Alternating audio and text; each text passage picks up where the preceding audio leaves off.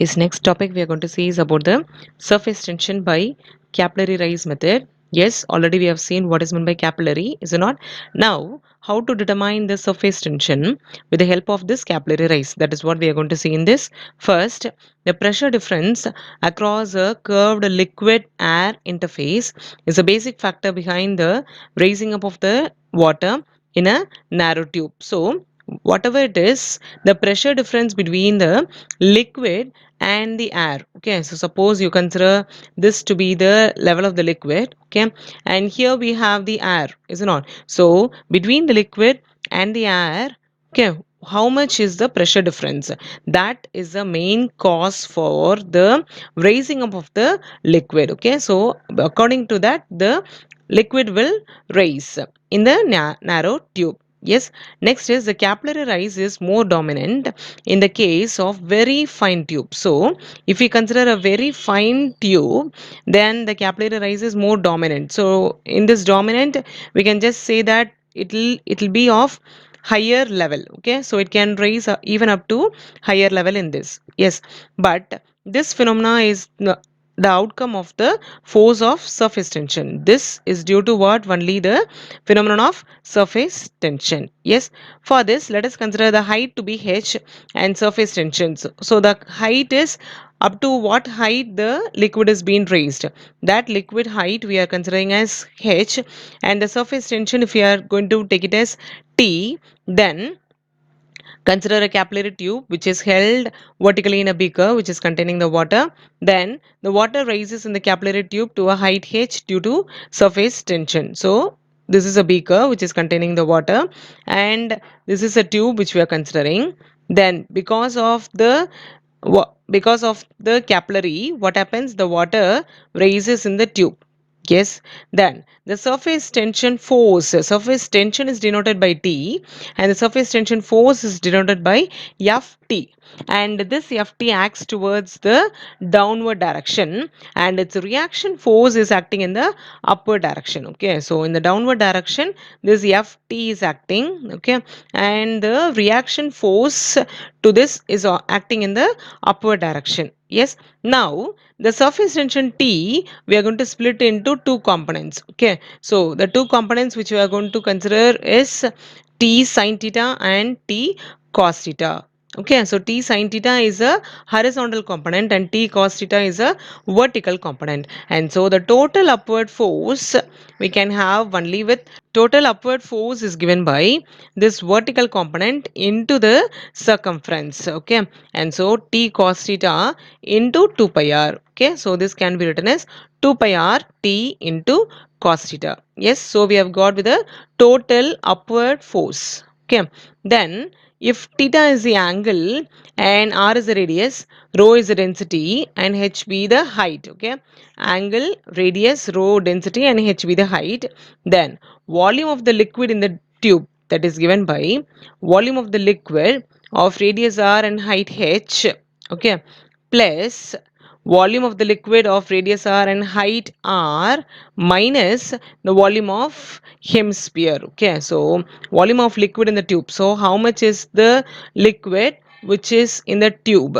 Okay, so if we have to find this, okay, that is given by volume of the liquid column of radius r and height h. So this height h and radius r, okay, plus we have a meniscus here. Okay, so because of the capillary tube, yes, and that has a radius r and also it has a height r. Okay, so that is being denoted here, volume of the liquid of radius r and height r minus volume of hemisphere, because we are considering a hemisphere here, so that volume we are going to minus in this. Clear? If this is a liquid and this is a rise of the liquid, and this has a height h and this will have the radius r.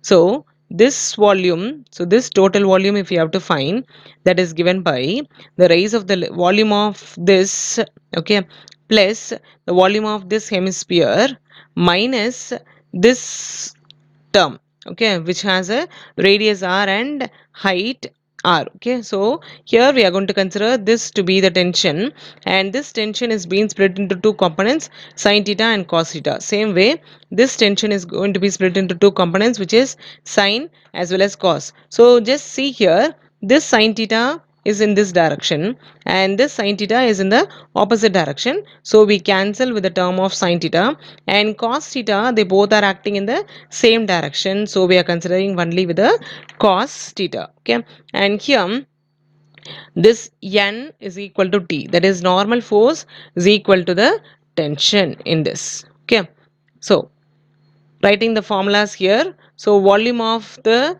sphere, which is of volume of the cylinder of radius r, height h, that is given by pi r square h.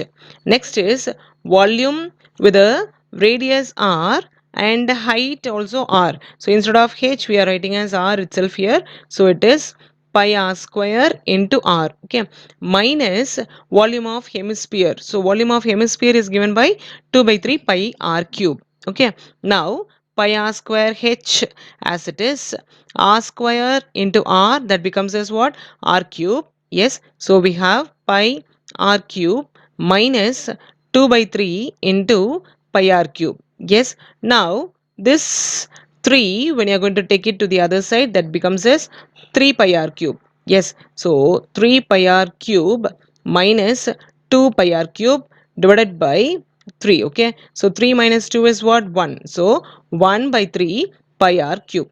So we have got the volume. Next is the upward force.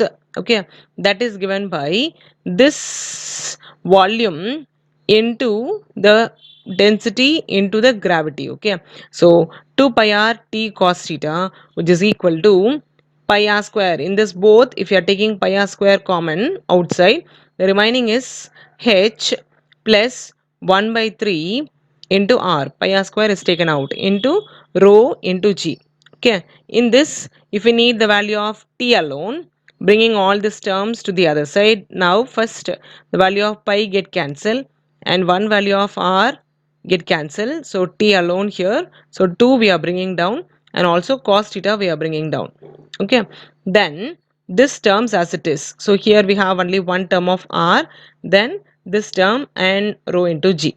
Yes, so this gives a formula for your surface tension. If you consider the value of the radius to be very small, then the r by 3 can be neglected, and so neglecting with the value of r by 3, we get t is equal to r rho g h divided by 2 into cos theta. Okay, so t is equal to r rho g h divided by 2 into cos theta. This gives you a surface tension in the capillary tube.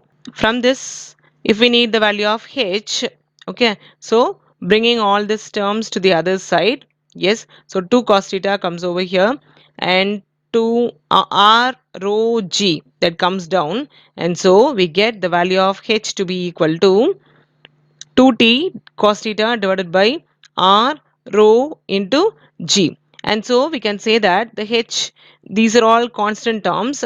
So considering only with r, we can say h is inversely proportional to r. So as this increases, okay, smaller the radius, greater will be the rise. Okay, since it is inversely proportional to the radius. Clear?